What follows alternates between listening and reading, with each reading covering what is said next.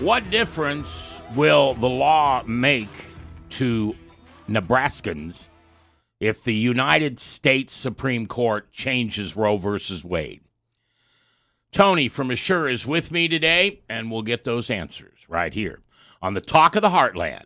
The comments and opinions of Talk of the Heartland with McKoy are not necessarily the opinions of Walnut Media USA, management, station manager Janelle Reeves, any particular denomination or religion, the mailman, the church lady, or anyone else of sound mind and body. Now, here's the Talk of the Heartland with McKoy on KCRO, the Heartland's Christian voice. Good afternoon. It is the 16th day of May in the Lord's year 2022, and I'm McKoy, and this is the Talk of the Heartland here on AM 660, FM 106.7. Alexa, the app on your phone, no matter what kind of phone you have, on your tablet or your PC, and all around the world. It's easy. KCRO.com. And thank you for listening. On this Monday, I will tell you before we get started here, and I am what I am. I had surgery scheduled for tomorrow to finally get something fixed that it's been wrong a long time. And I got a call from the hospital that the surgery has been put back a few times. So for those of you who were looking forward to a vacation from me, or perhaps you were going to miss me, either way, I will be here all week long to have fun with you and talk about three things: Jesus, sin, and forgiveness. All right, I want to welcome my special guest today, Toni from the Assure Women's Center. Toni, nice to see you. Thank you. Good to be here. Appreciate the event you had a couple weeks ago. It was I know I just told you this, very well done. Thank you. I've only seen ones done that well when they're like national. You guys really hit it out of the ballpark. Well, appreciate that. I hope it was good for your, for your organization. I think it is. We have a challenge that goes to the end of the month, so we'll see how it goes. Okay, good. I want to talk mostly about the Assure's Women's Center and everything that you provide, because I'm hoping, as I'm sure you are, somebody listening will decide to help you further the cause that you have. Absolutely. So let's do that for a little bit, and then a little bit later in the program, I'm ignorant. I don't really know what's going to happen if Roe versus Wade changes, or I don't even know if I understand the options that the Supreme Court has or that states have or whatever that is. So I'd like to talk a little bit about that. So how long has Assure Women's Center, been around here in Omaha? Well, Assure has been around for quite a few years, since about 1985. We have been serving women in our community for that long. I would say our mission is to be the first step for those young ladies who are facing an unplanned pregnancy. We want to come alongside them and transform those real fears that they have into confidence, and then address the needs that they have. They have spiritual, physical, and emotional needs that we can step in and help them provide. But we want Assure to be the first thing that comes to her mind when she's facing that unplanned pregnancy. Before she makes a doctor's appointment, before she calls or tries to get the abortion pill, we want her to come to us first. Okay. Now, how long have we needed a women's center like Assure in our society? Has that been an always? And somebody just finally stepped up like you and got it done? Well, I would say just across the nation, most of the pregnancy centers came about when Roe v. Wade was legalized. Okay. When Roe v. Wade was settled or decided. And so I think since then we have specifically needed a place for people to come just to say, hey, there are other options. And so that's where the majority of pregnancy centers across the nation were birthed, around the time of Roe v. Wade. So what would happen? What would happen 20 years earlier than that? A young woman finds herself expecting. Maybe she's not married. Maybe she didn't even have a relationship she wanted to keep. That's a good question. A little bit before my time, but I would say it would probably go back to the family, or probably there were kids that were orphaned. I don't know. They didn't necessarily have I'm going to say a neutral place to go. So they would have to rely on people that they knew, or their community, or their sphere of influence. And I think what Assure, as well as other pregnancy centers, provide is a neutral place for girls to go, receive information, receive care and support, perhaps that they don't get from their families, or they don't get from that from the baby's father. And so Assure and many other centers across our city and across our nation and our state provides a place for those girls. I forgot your last name. Clark. Sorry. Clark. Toni Clark is my guest today. I just think of you as the lady from the Assure Women's Center. She runs that and has for many years, and can't do it without you. This is not an hour and a half long commercial. Yeah. This is an opportunity for you to learn a little bit more about it, especially as we approach a time in the history of America that perhaps Roe versus Wade is going to be reversed or turned back. What's the right term? Because I said it earlier and I was wrong. It wasn't that they're legalizing. Right. I mean, I think the term is overturning Roe v. Wade. Okay. And is there what will happen when Roe v. Wade is overturned? I think there's a misconception that abortion will be outlawed across the nation, and that's not necessarily true. Now, I'm not a law. I'm not well versed in the law. I'm not a lawyer or attorney. And you didn't stay at a Holiday Inn Express last night? No, I didn't. Okay. But what I do know is that that decision about whether abortion is legal or not goes back to the states. And so it won't be a federal mandate that abortion is legal across the states. Each state will be able to make their own decision. So can you kind of paint a picture for me what it was like in Nebraska? What, Roe versus Wade was 73? So let's go back to 63. What would have happened in 1963 when a young lady found out that she was expecting a child? That's a good question, Mac. I feel like I'm trying to put myself back. Then that's like the year before I was born. I feel like, once again, either your family would have helped you, or perhaps that baby would have been neglected. Perhaps you would have gone to someone that wasn't permitted or didn't or authorized to perhaps provide abortions. I don't necessarily know. I think it would just depend on how desperate that young lady was, and what kind of support she had. Yeah, were to the best of your knowledge, and I know this is before your time, but were there quote unquote back alley abortionists? You know, I used to have a person who worked for me, and she wore a hanger, a teeny little one, like a charm, and I knew what it stood for, and I wasn't going to interfere with her right to do that, but. Was that what it was? I mean, was that common? I don't know how common it was, but I do believe it probably happened. Okay. I would say just even like today, there are people that are, perhaps in some states where abortion is legal to a certain point. I believe there are people that are doing abortions beyond what they're supposed to as well. So I don't, the Bible says there's nothing new under the sun. And Right. so I do believe what happened then is happening now, maybe in a different form, but it's still happening. Toni Clark from the Assure's Women's Center. Am I saying that right? Yeah. Close enough? Yeah.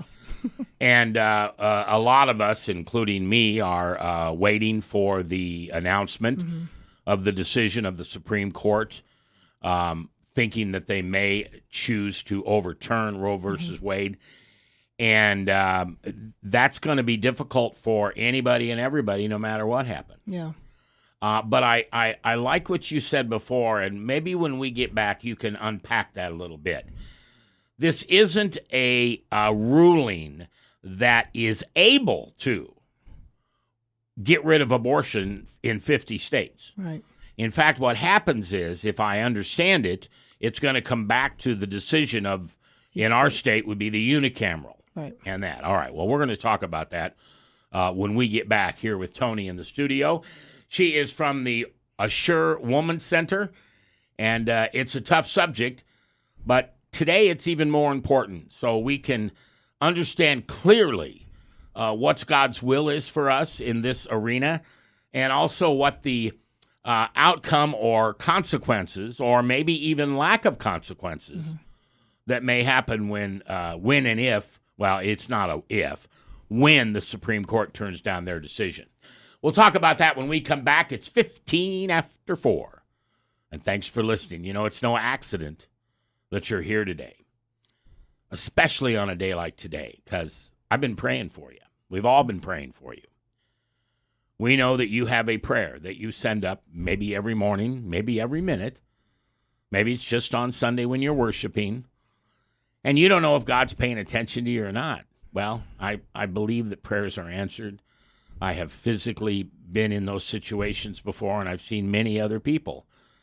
And so today I'm hoping that God speaks through Toni or speaks through me, and somehow maybe you'll get a itty-bitty answer to your prayer, or maybe the whole darn thing will be answered. Either way, we ask God to reveal himself through this show, and he does, and we thank you for spending your time with us here on KCRO. Hi, this is Mac McKoy from KCRO and Boomer Radio, and when I decided to move back home to Omaha last year, I searched for the perfect movers. You see, I'm a little particular. I need movers who value my furniture. I found and hired a company that shared my same care and values for those very personal items of ours. I chose Black Belt Movers, a locally owned Omaha company who offered me professional, honest, affordable relocation services. The team at Black Belt Movers, and they're like ninjas, wrapped, packed, loaded, and unloaded everything perfectly. How do I know it was perfect? Not a scratch, not a dent, and not one single item was lost. Choosing Black Belt Movers was a win-win-win decision for myself and my family. So whether you are moving across town or across the Midwest, Google Black Belt Movers and schedule your perfect moving experience today. And thanks for choosing Black Belt Movers. This is Steve Arterburn from New Life Live. Do you have any character-building people in your life? That's what I call the people that make your life difficult. We hate the fact that they're even in our lives, but without them, we'd never come close to what God wants for us. Tune in at 1 o'clock Monday through Friday as we answer questions on how to deal with some of the character-building people in your life. Hi, this is Mac from Talk of the Heartland, and you know, it's no accident you're listening to us today. We've been praying for you. We know that there's something stirring inside of you that you wish God would answer in a prayer. Well, we're praying for you too. And maybe, just maybe, God will slip that answer to your prayers into the show with one of the guests or the pastors, or who knows, maybe even me.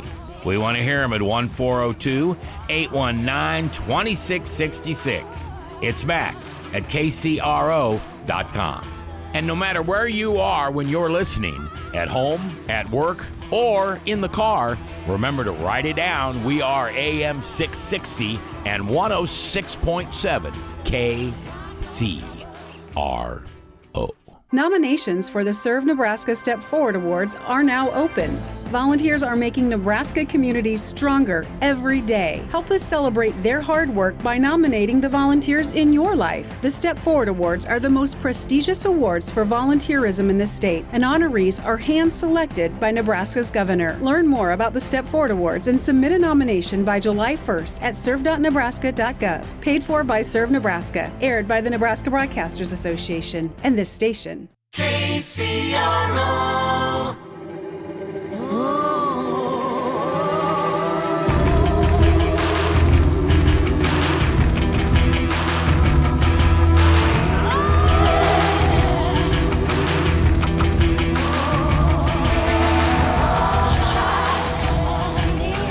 You know, I don't think it's any surprise to anybody. We all grew up with Hazel and Father Knows Best and all those type of programs.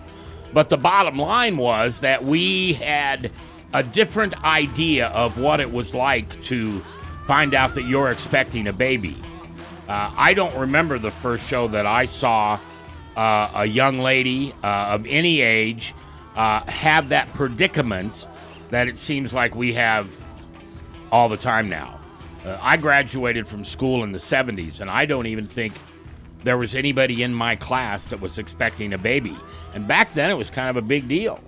Somebody got pregnant during high school. But today, it's more of a regular thing, and thanks to people like Toni Clark at the Assures Women's Center, there are alternatives for them to choose when this happens. And I think probably the nightmare comes from people like me that it really does happen to all of us some way in our family. You know, I have 4 children. It didn't happen to any of them, but one of my grandchildren it happened to. And thank the good Lord that they found that she was not expecting, because I was afraid what they would do. And you don't really know how convicted you are until it's one of your own. Absolutely. You know, that say something like that. But let's talk for a moment to the grandmothers and grandfathers out there. So the mom and dad, let's assume that that's their daughter or son or whoever it is. They may not have even told grandma and grandpa yet. But grandma and grandpas are pretty smart. We've been around the bend a little while. What should a grandma or a grandpa do when this arises with one of their grandchildren or maybe even great-grandchildren? What would you train someone to do when this comes up in this type of family? Well, I feel like first and foremost, we have to recognize that that baby, no matter how it got here, is a child of God. That baby belongs to the Lord. And I think when we think about it from that standpoint, we can look beyond the circumstances and see the humanity of the child that young lady is carrying. And so then you're not really concerned about the sin per se that happened to get that baby here. It's a living creature and it's God's baby. And so from that standpoint, and I've never been in that situation, but from that standpoint, then you don't have a choice but to love that baby, because that baby is the image of Christ. And so if we can do that, then you can work. I feel like you can work through circumstances. You can work through, hurts. You can work through disappointments.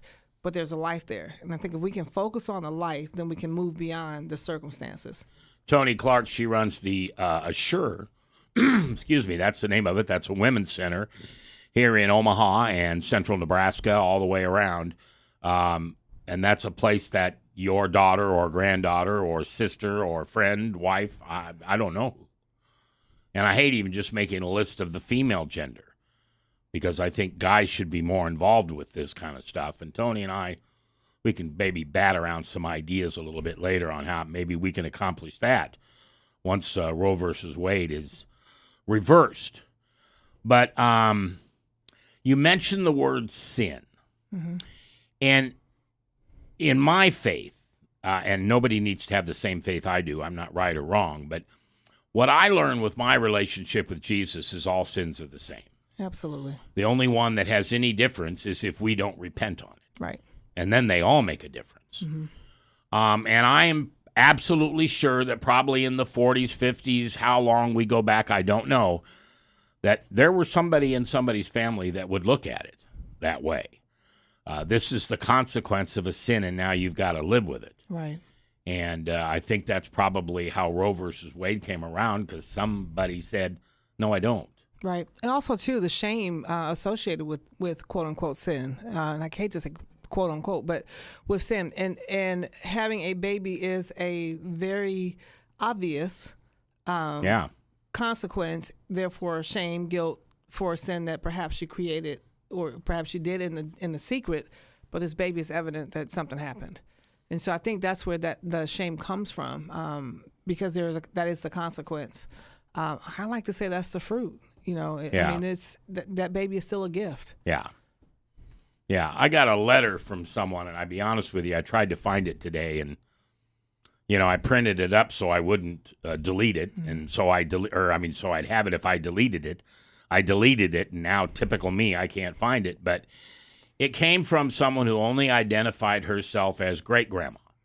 No last name, no information at all like that.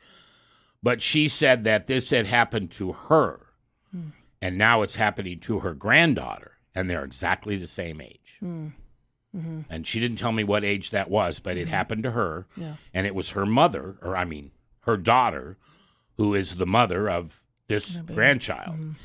And she said that when her mother told her, you were going to keep this baby, no matter, or I'm sorry, when she told, the story she told was that when her mother, so that'd be great-great-grandma, Right. found out what was going on, there was no choice. Right. You're going to have this baby. And she remembers when her daughter waited. I mean, was very, very careful, so she didn't go through that. And now she's going through it with her granddaughter or her daughter, or however you look at this. Right. Society has changed over the years, and unfortunately is more calloused. Is that the right term we have for an unwanted pregnancy? It kind of goes back to what you were saying, what happened before Roe v. Wade. And I think that was the more popular answer. You're going to have this baby. That's just what you did. But I think over time, the enemy has just tricked us into believing or thinking that it's okay to, it's convenient, to end this pregnancy because it's an inconvenience. So it's okay because it's not really a baby. And so I think that we've just become numb to life and when a life begins and where life starts. And so if I don't think that it's a life, then if it's an inconvenience, I can end this because it's not really a life yet. See, I don't understand that. I don't either. I remember, what year was it that they figured out DNA? That was the late 70s or maybe the early 80s. And what my doctor told my mother in front of me was that, well, that'll change the whole abortion issue. Because now we can see that baby has its own DNA. And it also showed that we did not evolve. Yeah. Because there was no evolution of any certain gene. It was completely different. And when something evolves, they always take a little piece of it from that to the beginning. But in this case, we knew whenever that came out, I should look that up, that it's a human being. Absolutely. But yet people It's convenient. fought it for 30 years. How do you, I mean, I know you don't know this. Maybe you do. How do you fight something that everybody else knows you think they have, you think that they think, well, I have stupid written on my forehead. And I'm going to say, oh, you're right. It's not a baby till it pops out. Yeah.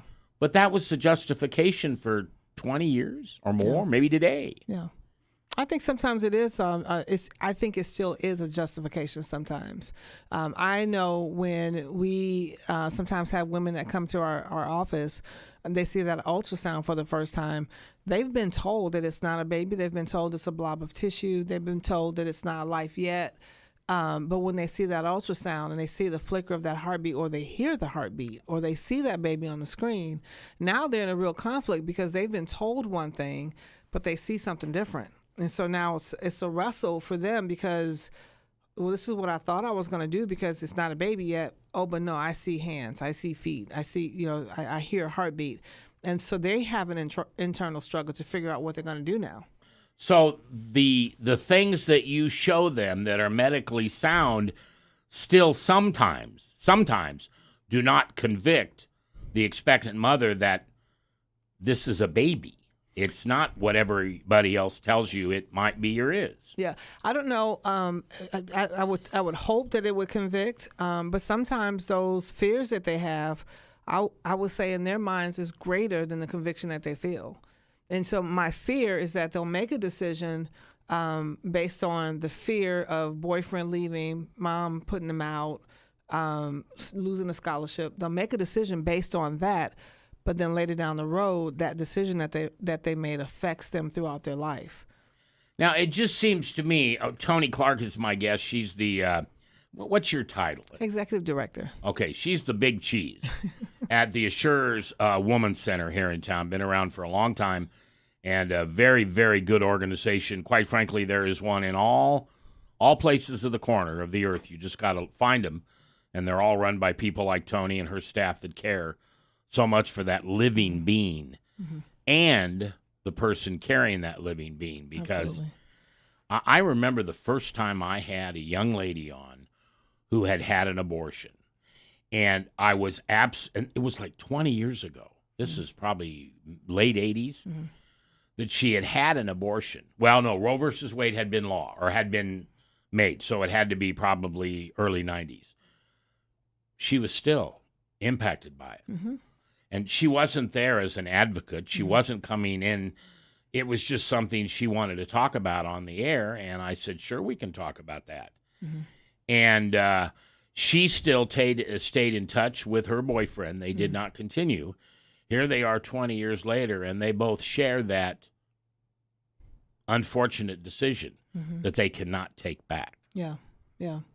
Sometimes it's 10, 15 years down the road before a young lady realizes that the decision that she made, perhaps when she was 16, 17, whatever age it is, sometimes it takes 15, 20 years for them to realize the impact of that decision. And maybe they've been struggling with something and didn't realize that it was because of that abortion that they had. Toni Clark is my guest. She is the administrator and one of the most caring ladies you'll ever meet for young women. It's the Assures Woman Center. And when we come back, we're going to talk a little bit about the alternatives to something maybe completely different. Wouldn't it be nice if we could figure something out and it wasn't a ruling that we were trying to overturn? Maybe we were changing hearts. And so people could understand that it wasn't a selfish thing anymore, that there are people out there that would love to have that baby of yours and call it their own. We'll talk about that when we come back. I'm Mac McKoy, and I appreciate you listening this afternoon. This is AM 660, FM 106.7, and all around the world at KCRO.com.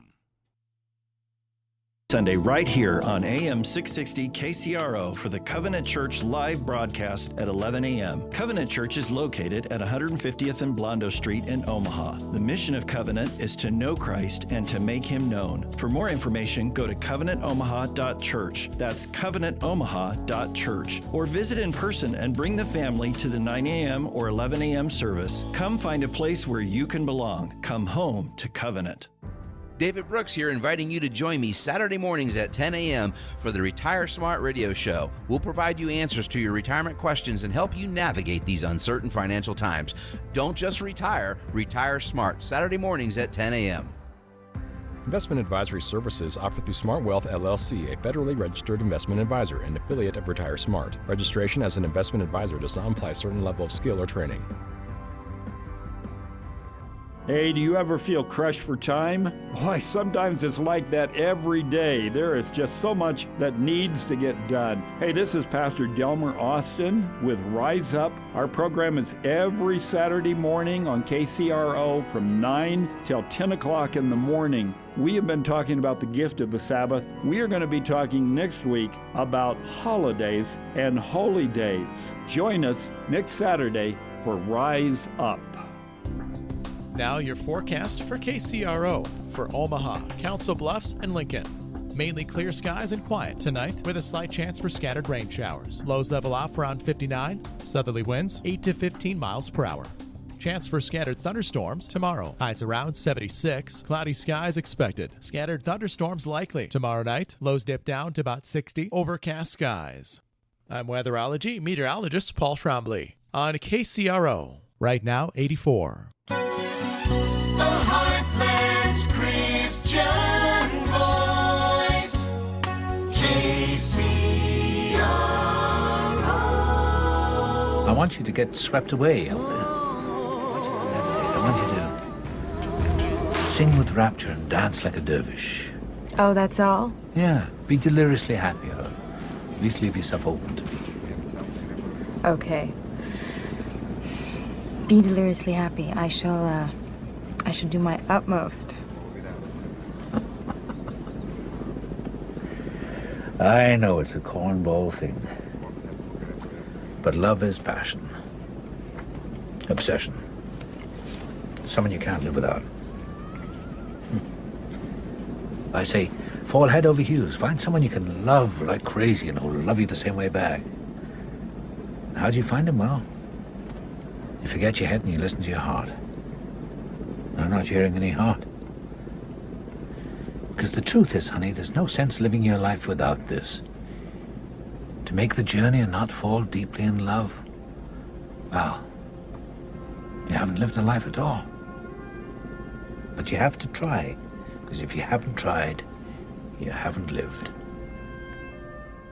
This is AM 660 and 106.7 KCRO, and that is a scene from one of my favorite movies. I can't tell you if it's anybody else's favorite movie.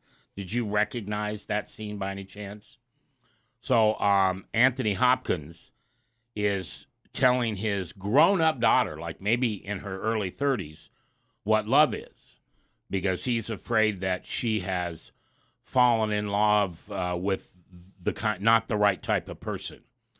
And I like that because Dad does such a good job of telling us what love feels like. What have you discovered does it feel like when a young woman and a young man, and I'm always going to put the two of them together, when they decide they're going to end this life that's growing inside of her? What does that do to their instinct of falling in love, getting married, going on a honeymoon, having a baby and a family?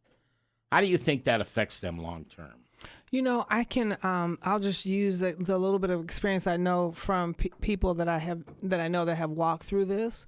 I think it is something that hovers over them for years. I remember recently dealing with someone that had gone through this probably 15, 20 years ago, and it coming up and literally walking them through that process as though it just happened yesterday.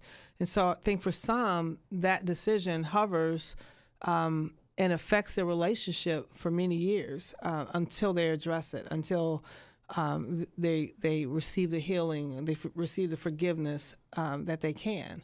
But it takes time. First of all, you have to admit, you have to realize that, hey, I'm struggling with this, and really address it. And so sometimes it doesn't get addressed. It's the dark secret. It's the secret in the room. Toni Clark is my guest. She is the director of the Assure Women's Clinic, which helps young women who are trying to decide what they're going to do with an unwanted pregnancy. Is that fair? Yes, all right. Absolutely.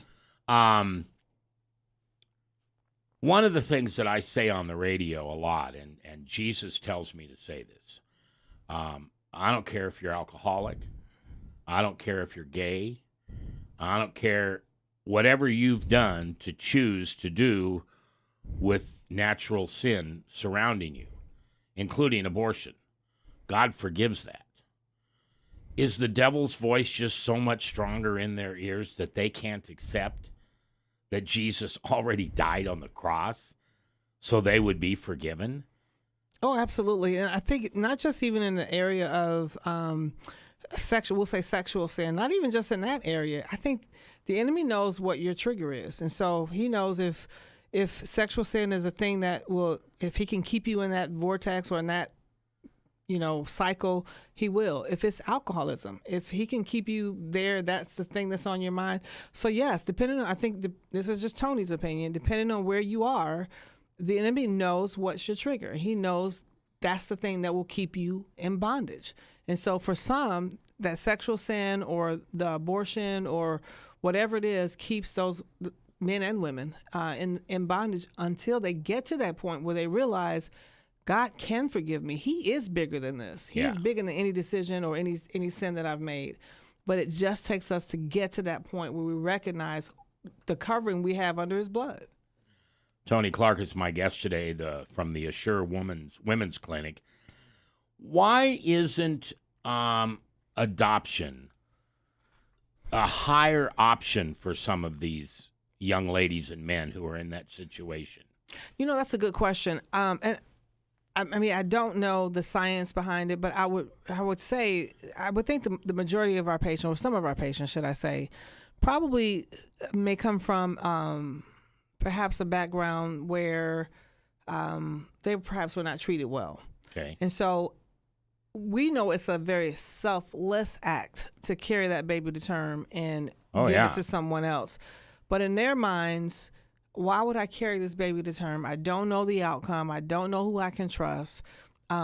It's easier for me to in this pregnancy and know what's happened versus carry this baby for 9 months, give this baby to someone, and then wonder for the rest of my life what happened to the baby. Why did you just say in this pregnancy? Mm-hmm. Why don't you say murder the baby? Is that just too harsh? Well, first of all, because I speak from time to time, I never know the audience. I don't know if there are kids listening. So I just try to be sensitive to who might be listening. Okay. Yeah. Yeah. You have that trait. I don't. So, well, as an individual who was conceived by a young woman and a married man, and I was born, obviously, and my parents, my mom and dad, adopted me when I was 8 months old, and I always knew that I was adopted, and so it drew me to other people that maybe were in the same situation. Mm-hmm. And even though I didn't know Jesus in that time in my life, I still kind of felt like I did a pretty good job with Mark and Mary Ann and Danny. I mean, I can just remember their names. That we would kind of form a, hey, we're okay. We can do this together. You're walking through the same thing I am. And then I found my biological mother, and I realized that she had no idea whether I was even a boy or a girl. Mm. She didn't get to touch me. She didn't get to see me. Mm. And I would imagine that was because they were afraid that she would change her mind. So why can't the love of Bob and Sally out there who have been trying to conceive or can't conceive or whatever the case, do you ever bring them in and let them talk to the girls who are thinking about this? And is it unrealistic for parents to say, you can see the baby? Well, we'll even be honest. Yeah. I think, once again, I'm not an expert in adoption, but I know that the adoption process is different now. I know that there are other options when it comes to adoption. For instance, one of the things you talked about would be an open adoption where the biological parents of that baby can be a part of that baby's life. And so there are other options. I think that's where giving that young lady information about those particular options is extremely helpful. It's ultimately still a decision that she has to make for herself. And so we don't necessarily take the approach that someone can talk her into it, because if I can talk her into carrying that baby or placing that baby for adoption, somebody else can talk her out of it. Right. And so we... it's got to be her decision. Absolutely. Which the enemy doesn't play that way. Right. Absolutely. Yeah. You're right, he doesn't. And I think even kind of going back to your question about why I say in their pregnancy versus murder a baby, one of the things my mom used to tell me is, she would always say, with love and kindness have I drawn you. And that's our methodology at Assure. I think there's a time and a place for specific words like murder and kill and those things. But when that young lady's facing, when she's making a decision, we want to show her, baby, we love you. There's grace in what you're going through. Doesn't mean that we don't share the truth with her. It doesn't mean that she doesn't know what abortion is. It just means that we approach her with a spirit of compassion. And so I think that's where my verbiage comes from. One, my mom used to say, with love and kindness have I drawn you. Yeah. And we recognize that's how we need to serve these girls. Well, and it may be just the way I think too. You know, I'll take responsibility for that.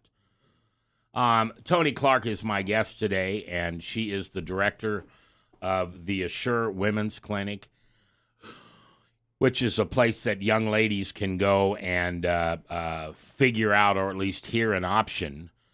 How big of an impact when they hear that heartbeat, they see those fingers move? Mm-hmm. Oh, big? That's absolutely big. Once again, sometimes she comes in and she doesn't think that it's a baby. But when she sees that heartbeat, when she hears the heartbeat, and sometimes it's a little flicker that she sees, but when she sees those arms and those legs and those tiny fingers, now she knows this is a baby. And it's not as easy to make that decision. And so I think studies will show that 80-something% of girls who see an ultrasound or hear the baby's heartbeat will make a choice for life. So the challenge as a society is get them to at least acknowledge, have that knowledge. Absolutely. You know, I mean, what's that old verbiage? Knowledge is powerful. And when they can see that ultrasound, which is one of the reasons I think it's very important. We talk about different laws that perhaps are coming up. Some states have laws where they have to show an ultrasound. I think that's a good thing, because if they can see an ultrasound, once again, they're confronted with reality. And so I think it's very important that we have those things in place. Well, what does the other side say that's more valuable and more truthful than just let them see the baby? Well, what's your problem with that? Well, because they know if they see that baby, they know it's a baby. But why are those people so willing to take whatever you want to call it? Because the abortion industry is very lucrative. Okay. We don't think about that very often, do we? That's the answer. And you please feel that you can say, I don't want to talk about that. That whole thing we went through when things were being recorded and taped and it came out, did that help your ability to help young women, or did that hurt them realizing what was happening to that baby as it was being aborted? That's a good question. I feel like the videos that I think you're talking about, I don't know that the right people see them. Okay. And so I don't know that the girls that are in that valley of decision are the ones that see those commercials or those images. I think I just don't think that they have access to those. Even now with YouTube and they're not Googling that. I mean, they're going to Google. I don't think. Let me just say this. When I looked at the procedures of an abortion, I knew where I was before I saw those videos. When I saw the videos, I know where I stand. Yeah. And it would be really hard for someone to see those videos, to see those the destruction of those babies' lives, and still say it's okay. And so I really feel like the people that are making the decisions have not watched those videos.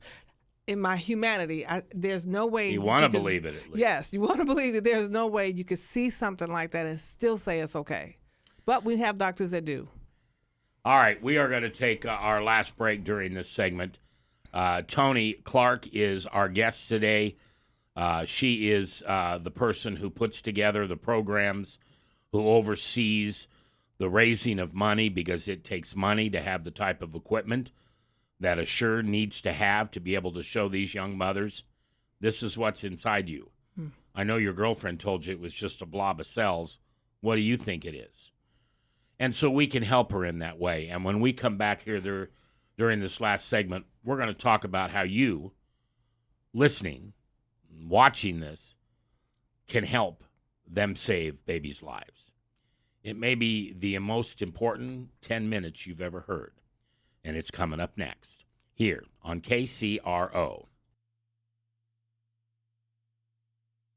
Anything with a cord, battery, or a motor, and guarantees secure data destruction, proper handling, and disposal so your intellectual data is never compromised. Items are dismantled, sorted, and separated, and when possible, refurbished and repaired, helping the less fortunate through Cross Training Center. Let's tackle electronic waste together with secure data destruction at Cross Electronic Recycling. Find us at crossrecycling.com. That's crossrecycling.com.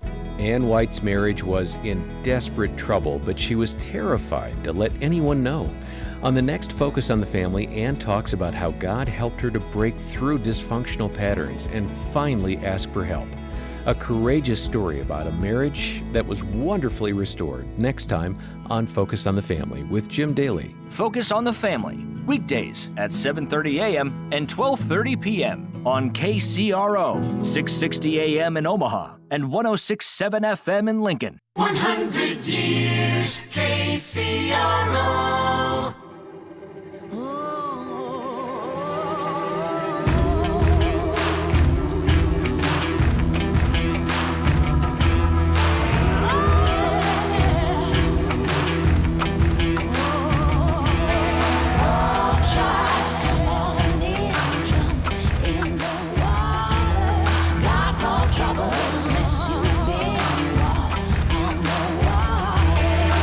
If you're waiting to hear that song on the radio one day, it will never happen except for here.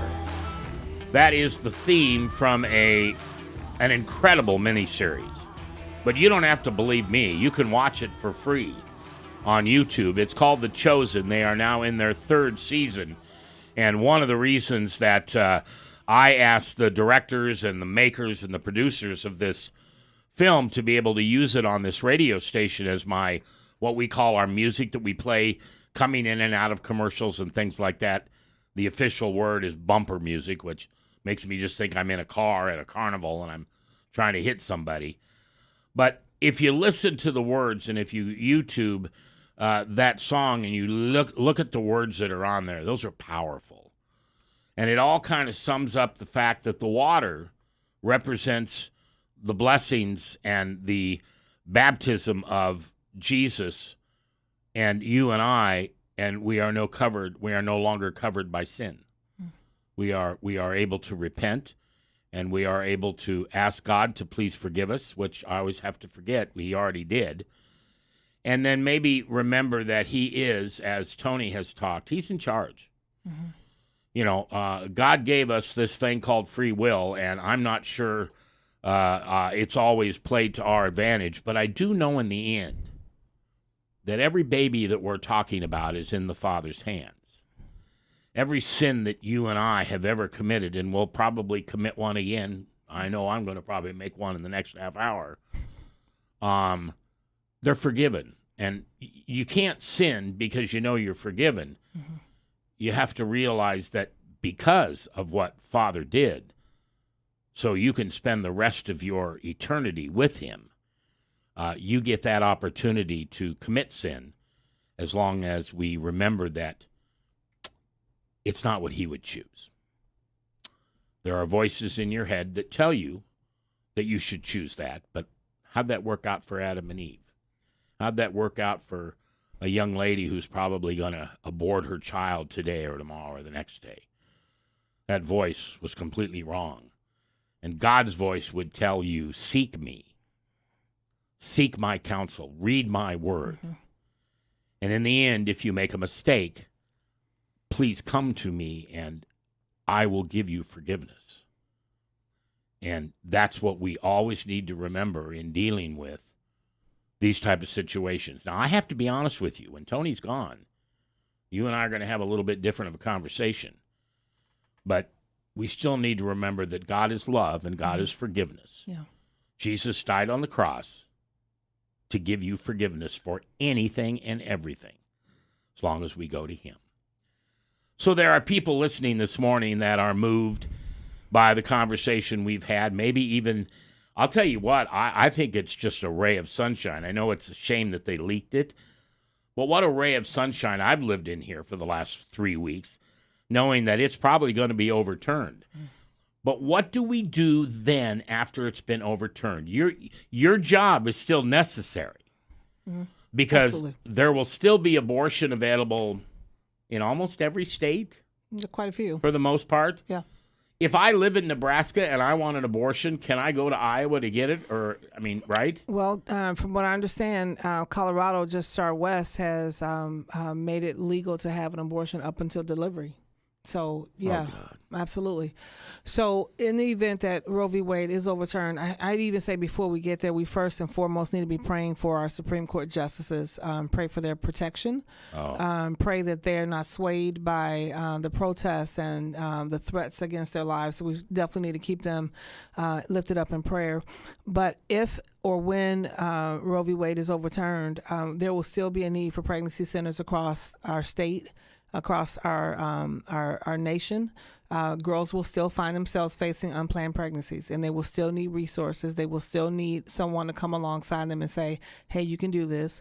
They will still need people to say, let me help you parent. Let me show you how to parent. Yeah. I think this is going to be a great opportunity for the body of Christ to step up and do more than we've already done. I think there's going to be a greater need for perhaps adoptive parents, abortion recovery, because one of the things that we're finding out now, even with the abortion pills, girls are starting to feel the weight of the abortion that they have had sooner because it's something that they did to themselves because they gave themselves a pill. And so this is going to be a huge opportunity for the body of Christ to continue to step up. And so Assure will continue to serve the girls in our community. We are, going to serve them with a professional atmosphere. We just recently purchased a mobile unit. We're going to take that mobile unit to places where we don't have a physical center. We're going to continue to reach out to those girls as much as we can to keep them from going to Colorado. I think that would probably be the easiest to get to Colorado. Oh yeah. Up to delivery. So we're going to do all that we can to perhaps even catch those girls that are traveling through our state to get to Colorado. We're going to do as much as we can to advertise to that young lady who's seeking information about her options. And we're just going to be there to love on her and give her the truth. Yeah, I can't believe that. Well, I guess I can believe because I'm not that smart. But if I'm sitting there and I've got this baby inside of me and I see what it is on the TV, the screen, I don't know how that doesn't impact someone. But we've all done things like this. Absolutely. We've all made the wrong choice. And most of the time, I got to admit, I knew I was making the wrong choice. Yeah. But I was selfish and I wanted to do it anyway. One thing we say sometimes is denial is a powerful thing. We can deny certain things until, it can be right there in your face. Denial is a powerful thing. And sometimes these young ladies are in denial.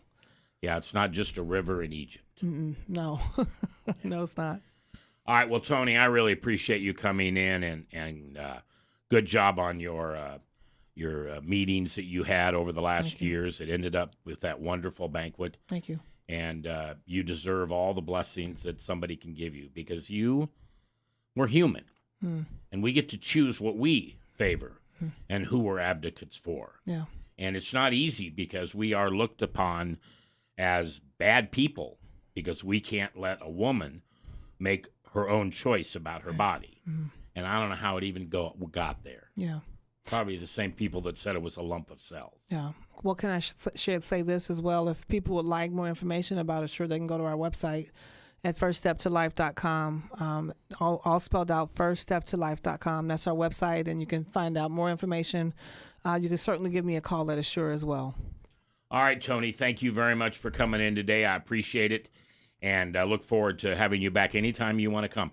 And if you would like to come when it doesn't have to be the day, but when that does come down, I'd love to have you in here. And I just want to see your joy. All right, I'd love to come back. I think you'll just glow, All right, that's Toni Clark, and she is what was the official title again? Executive Director. Executive Director of the Women's Center called Assure, and I, for one, am very thankful that there are people like Toni doing what Toni does.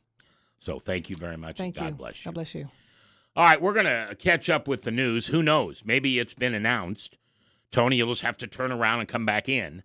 But there are some things that the Supreme Court did issue today, some rulings, but Roe versus Wade either wasn't one of them or it hasn't yet been decided.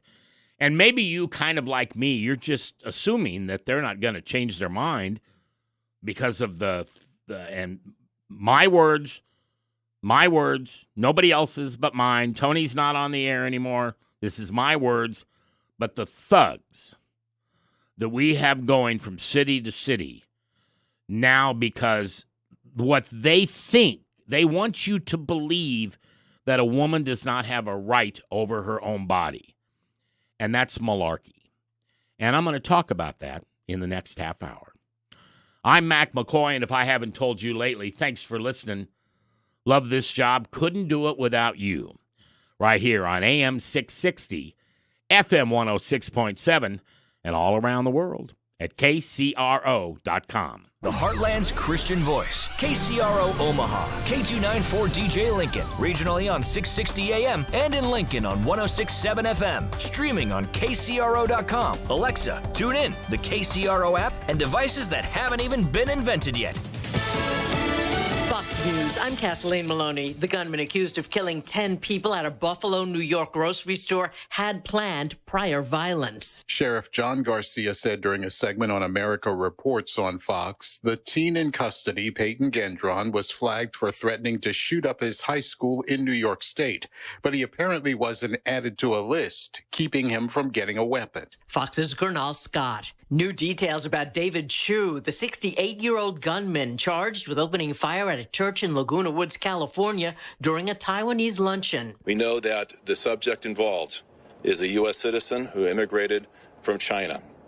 He has lived in the United States for many years, including other states, including Texas. Orange County Sheriff Don Barnes. One person was killed, 5 injured. America is listening to Fox News.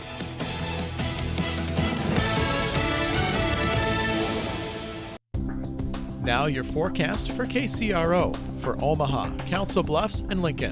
Mainly clear skies and quiet tonight with a slight chance for scattered rain showers. Lows level off around 59. Southerly winds 8 to 15 miles per hour. Chance for scattered thunderstorms tomorrow. Highs around 76. Cloudy skies expected. Scattered thunderstorms likely. Tomorrow night, lows dip down to about 60. Overcast skies. I'm weatherology meteorologist Paul Trombley on KCRO. Right now, 84. Sweet hour of prayer. Greetings, 660 KCR listeners.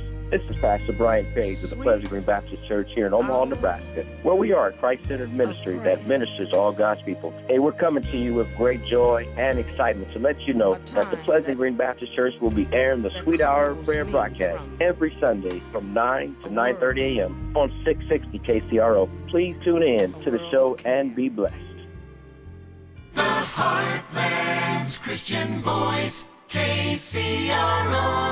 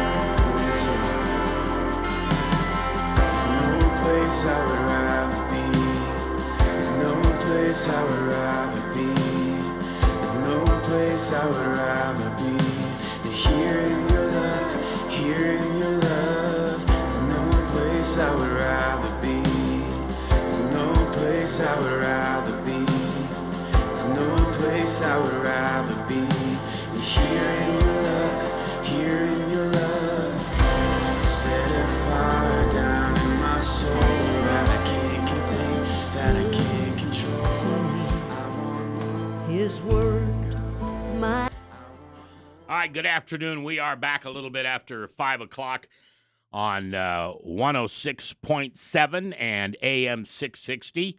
We are KCRO. It's a Monday, and that means that we've got great company coming up at 5:30 this afternoon. Debbie Blank and Living Word Ministries is our 5:30 to 6 o'clock program today, and we love having her on in prime time right here in Talk of the Heartland. So that's coming up in just a little bit. And if you haven't caught Van Deed's new show, which is called The Journey, which airs every Thursday at 5 o'clock, we sure appreciate the fact that you might try that and check it out. Van is a I don't know. He's just a great guy. I'd like to call him a local celebrity, but I don't like being referred to as that, and so I'm not going to do that to him. But he's a neat guy that does a lot for his community and his friends. And with this radio program, he comes on every week and introduces us to somebody who has an amazing journey. Perhaps it's business. Perhaps it's theological. Maybe it's both. But either way, the journey is yours to listen to every single Thursday, 5 o'clock right here on KCRO. All right, so Toni Clark is such a class act. I admire her because she doesn't let crazy people like me drag her into the weeds. And what I mean by that is there are very, very, very few subjects that get away from me. What do I mean by that? I believe I have a responsibility on this radio show to be Christ-like, to be forgiving, to be loving at all times, and to maybe go around the corner where the devil is standing whispering in my ear, "Oh, come on! You're upset about this. Go get him." And the only issue that I ever even get close to coming on that is this issue, and that is the murder of unborn children. I know. There are some people who are appalled by that term. Well, may I tell you something that you probably don't want to hear? If you're appalled by it, it's probably because you like murdering babies. Oh, did I just go there? Listen to all those clicks on the radio going off. What? Nobody shut off the radio. Because those of us that spend time listening to this radio station, we don't hop around because we like the topic or we don't. We don't push the button because it's not a song we like and the other ones we do. And it's not a radio station that you don't know where we stand 24/7. There is not one single program that we share with you every day that hasn't been approved by people a lot smarter than me. There is a message, and a message of hope and good news. I mean, after all, what does the word gospel mean? It means good news. What does the word Bible mean? It means good news. And, of course, the devil comes into all of our lives and tries to change that, and that's something God decided to do for whatever reason. And when I get home, he and I are going to have a talk about that.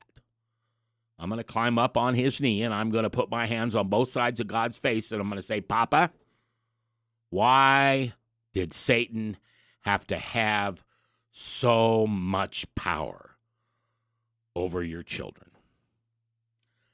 Now, I don't know why I'm going to ask him that, because you know the answer as well as I do. See, if you don't choose to love somebody, then it's really not love. If you're told that you have to love somebody, that you have no choice, then it's not love. And as we've all heard at a wedding or wherever it is, we've heard that story in Corinthians where love is patient and love is kind. Love doesn't know wrong. It doesn't hold grudges. It doesn't put down other people. It doesn't lie, cheat, or steal. And yet we've all known, and I know one of them's me, who forgets all that stuff when the devil's got me a little stirred up inside. And I always tell people, and I believe that I've got a little ground to stand on here. If you don't think I do, you can send me an email. I'm always interested in hearing your emails. I have yet to get an email in Omaha that I can't share with you on the radio. And that's just because of the kind of classy people that love Jesus and make this a part of their day or weekend or night or whatever it is. We're just glad to be here when you need to hear the words and the music and the prayers for Jesus. I had somebody the other day tell me on Facebook that he believed that I took such a strong, hard line against abortion because I'm quote-unquote religious. And for those of you who have had the opportunity to spend time with me in the afternoon here in the last months since I've moved over here and began to bring my ministry to Omaha through KCRO, you know that abortion to me is the worst possible thing that man ever invented. See, we can't give God any of the credit or the blame for that. God, even when Adam and Eve broke his heart and broke his only rule that he said, just don't eat off of the tree. Don't eat that. Don't. Please, don't. And they did it. And in many cases, God, who can do whatever he wants and is sovereign in any way he wants to be, he defines sovereign. We don't. Still loved Adam and Eve. Gave them another opportunity to live forever. Forgave them for their sins. And that's been going on now for, 5,000 years, 6,000 years, whatever it's been. I'm not an early birther, what they call them. I don't care if the world's been around for 1 trillion years or 6,000. It doesn't matter to me. And it doesn't matter to God either. So when I sit here and I talk to you about the harm that I believe abortion does to our society, we could go down that road to talk about the harm that it does to that child. And I would pay money to have somebody come on this radio station and go toe-to-toe and head-to-head, nose-to-nose, and belly-to-belly with me and think they could change my mind about what abortion really is. And I don't feel the way I do because I love Jesus, because I felt this way all of my life, or at least since I was 18, 19. And back then I wasn't religious, and the information didn't make me more religious. When Jesus came into my life, he just filled in the gaps of where I already was. Same with you. See, we all have this hole in our hearts that God left open. You get to choose what you fill it with.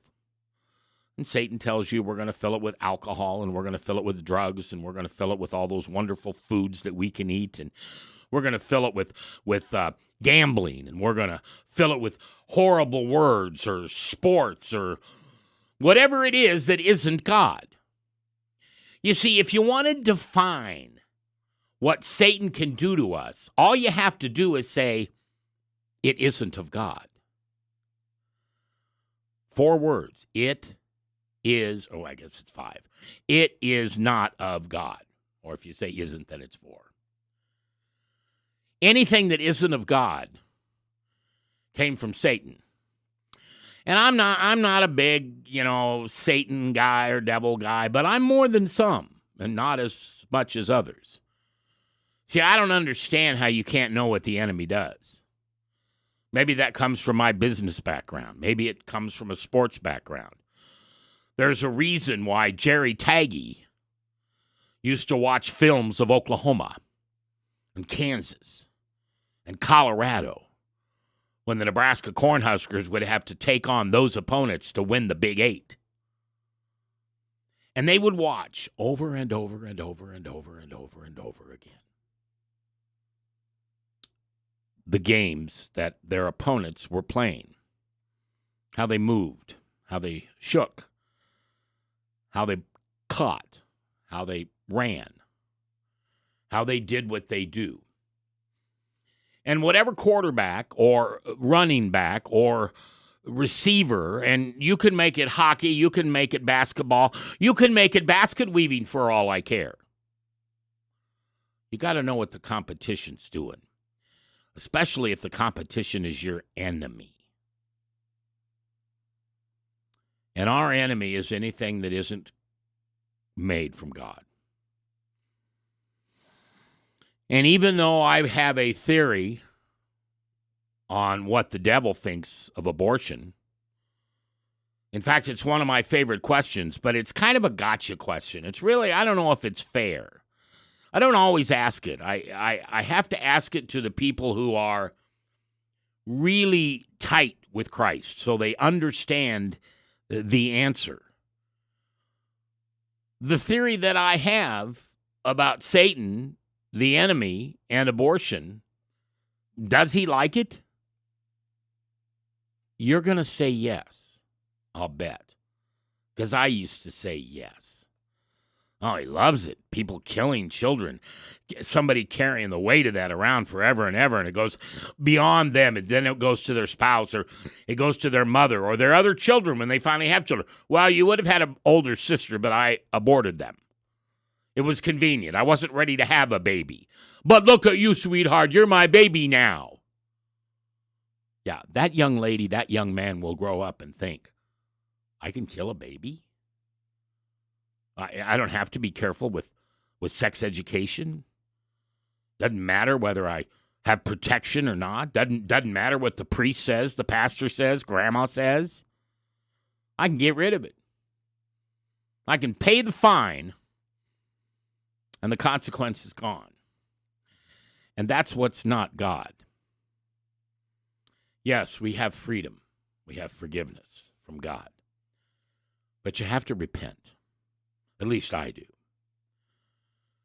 And we have to ask God, God, help me. I surrender this character defect to you. I ask that you fill me with your Holy Spirit and help me truly understand. Push from the inside out. I don't want any demon. I don't want Satan. I don't want anybody telling me something that Jesus wouldn't say. Because I need to hear it from you, Jesus. Why did you really die on that cross? Did you really forgive all my sins forever and ever and ever? Amen? Well, the answer is yes. Cannot be denied. But that does not mean that we have to allow sin in our culture. Oh, it's one thing for us to allow it in our lives. And it's even a little hypocritical to probably say this. But do we have to take it to the level where it's killing, murdering the unborn? 60 million children in the United States have been murdered since Roe versus Wade came out. Now, I started to tell you why I'm not like this because of Jesus or my religion or anything like that. It's real simple. The story's short. If you've heard it, bear with me. I was conceived in the backseat of a car at Hastings College in the mid-50s. My mother, who was a freshman at college, was having an affair with a married man who had children. And when she discovered she was pregnant, she went to her mom and said, Mom, what do I do? Well, you see, abortion wasn't legal. And even back then, there were too many coat hanger back alley people trying to do that. Because you could make a lot of money doing that. Simple, quick procedure. No paperwork, no crumbs left to go back to the doctor. It is what it is. And yet my biological mother decided to give me up. And I'm so glad she did, because I landed in a beautiful home, raised by wonderful people. And here I sit before you 63 years later, and I'll always be better for the fact that we didn't have Roe versus Wade. But one of the most shocking points in my life was when I was 18, I found my biological mother. And why she told me this, I don't know. And she didn't tell me meanly or with an attitude or with regret. But she made it clear that if Roe versus Wade had been the law when I was conceived, she would have aborted me. She would have aborted me. You think that's a good enough reason to be against abortion? You think that's a good enough reason to do all I can for a place like the Assurers Women's Clinics? To make sure that those young women see that baby, those hands, watch the heartbeat, listen to the heartbeat? That's plain fair. Showing them the consequence, or showing them the gift that they'll give to another couple, or perhaps to themselves. So why does Satan hate abortion? It's my theory and only my theory. I'll share it with you when we come back. We're down to about 5:30, and Debbie Blank and Living Word Ministries is on its way here at KCRO. Attention Omaha parents. If you're looking for a fun, safe, affordable summer camp experience for your kids, look no further than Camp Croc. Located at Croc Center Omaha, just off the Kennedy Freeway and Q Street, Camp Croc runs weekdays from the end of May through August 5th. Kids ages 6 through 12 will enjoy all kinds of activities, from sports and character building to swimming and STEM projects. Plus, breakfast and lunch are included. Call 402-905-3500 for more details, or go to omahacroc.org. That's omahakroc.org. Do you need a little good news in your life?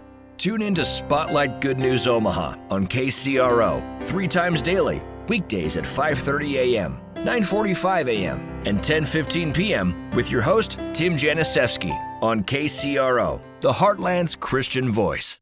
2022 is all about staying well. And guess what? There are lots of easy ways to take care of your mental and physical health every day, like eating right and exercising, taking vitamins, drinking water, scheduling those annual doctor's visits, or just resting. That's right, even a quick nap counts. Because let's be honest, these days we could all use a little more wellness in our lives. So stay well, Nebraska. For more ways you can stay healthy, visit StayWellNebraska.com. Hi, it's Mac from Talk of the Heartland, and you know in this day and age you can pick up KCRO just about anywhere you want. We have a digital app that goes on all smartphones, Alexa or Google or any of the smart speakers, or anywhere around the world at KCRO.com. And no matter where you are when you're listening, at home, at work, or in the car, remember to write it down. We are AM 660 and 106.7 KCRO. Thanks for listening to the Talk of the Heartland. Tune in Saturday mornings at 7 for The Bible Says with Ashley Day. This is Ashley Day, inviting you once again to join us as we seek to answer the question, what does the Bible say? Saturday mornings at 7 on KCRO. KCRO.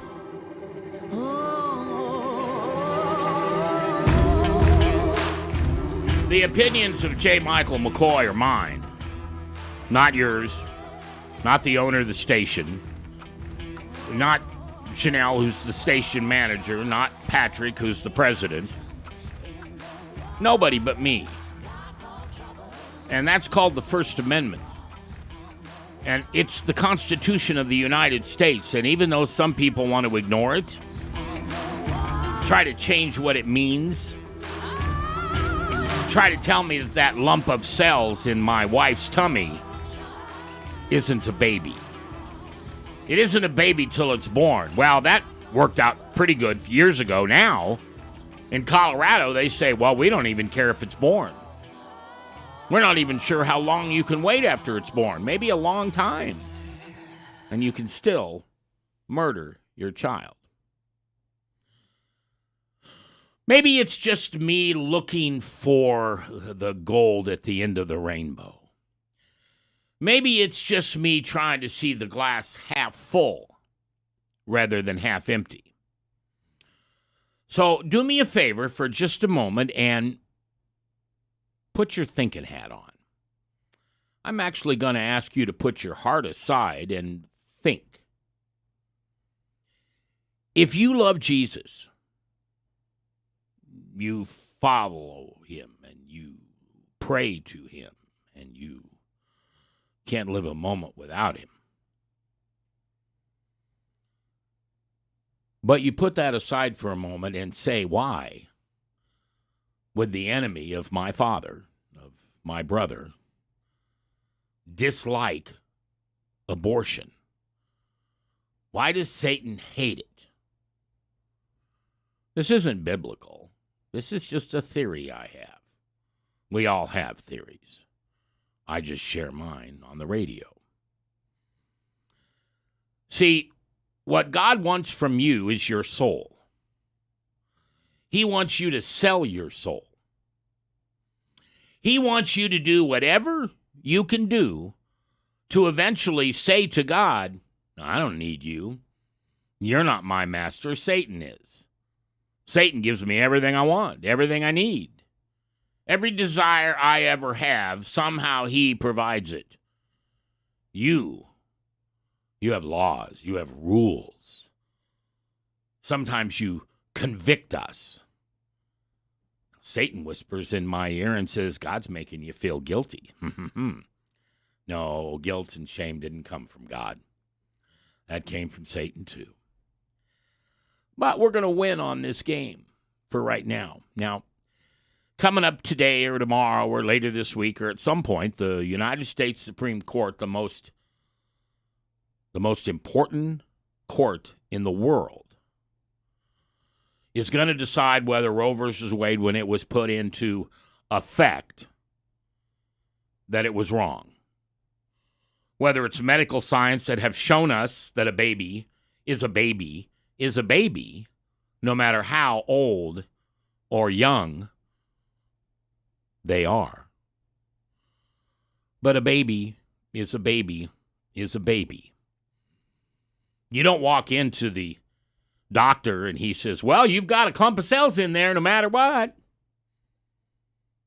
You don't walk into a doctor and they say, well, you're in charge of your body. You can do whatever you want. Here, give me all your clothes. Go out and run down the street. They can't arrest you. It's your body. Or go out onto the street tonight and sell your body for sex. You need money. It's your body. Why not? Go ahead. It's my body. I can do what I want with it. But somehow the devil has won on the issue of what is life and when does it begin. And so I put a theory in front of you, perhaps just to make you feel better about all that's going on. See, God wants your soul. He's wanted it since the moment you were conceived. After all, he made you. He knows every hair on your head. He wove you into your mother's womb. He wants my soul. He wants me to go back to being the old Mac who thought all things bad and all things selfish were the things that I needed in my life to be me. Well, I was wrong. So just for you to think for a moment. I don't know if it'll put a smile on your face. Maybe you'll write me a horrible letter. I don't know. But it's okay, whatever you choose to do. But see, I think the devil hates abortion. Have I told you enough so you know why yet? It's because it's one soul that he can never get his hands on. It's one soul that he doesn't have to try this lie and try that lie and that temptation and this temptation. That addiction, that shiny corner or shiny coin in the corner that you can have if you just do it my way. See, those are souls that go directly back to the Father. No need for baptism. They never had a chance to sin. They don't need a baptism. They don't need a birth certificate. They don't need anything. They don't even need the ones that conceived them. Because God the Father opens the pearly gates. And all stand by. There's a path created when all those of us waiting in line to get in heaven step back and we let that aborted baby come in. Because they are truly not stained by sin.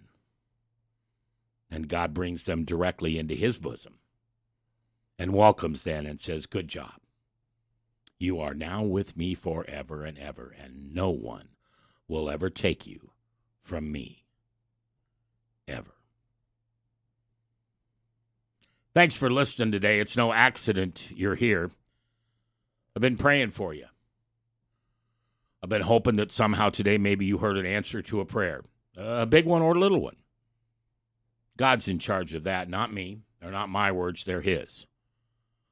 If you pray that God reveals himself to you, he will. I promise.